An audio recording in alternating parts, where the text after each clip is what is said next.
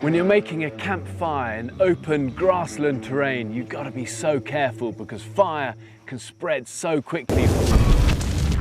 It's classic fire territory where you've got hot, dry and windy conditions. And one way of protecting against that is to build a subsurface fire. It's called a Dakota fire pit. And you can see here, I've dug down, and you've got a tunnel, the wind will come through, and they'll build a fire in this bit here.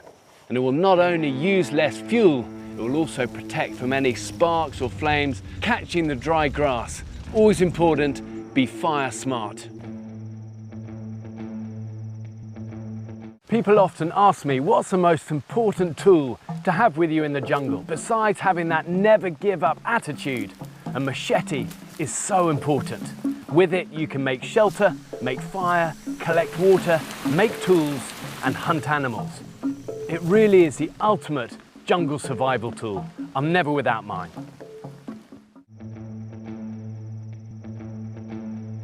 So what do you think the biggest killer in the mountains is? Well, you might reckon it's avalanches or maybe dangerous animals, but actually it's exposure. If you find yourself caught out in bad weather and you're not prepared, it can get grim very fast. Think cold, sub-zero temperatures, wind and wet rain. It's a killer combination.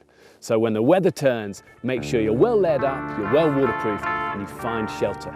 It's what we call in the Scouts, being prepared. When it comes to surviving on the ocean, it's all about staying hydrated. Remember the rule of threes: 3 days without water, but 3 weeks without food.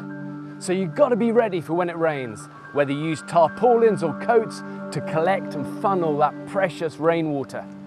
And in extremes, know that all saltwater fish have eyeballs that contain fresh fluids that can help keep you alive. Sometimes people think that if you get really cold hands in the Arctic, then you blow on them. But actually that just makes them wet with the moisture from your mouth.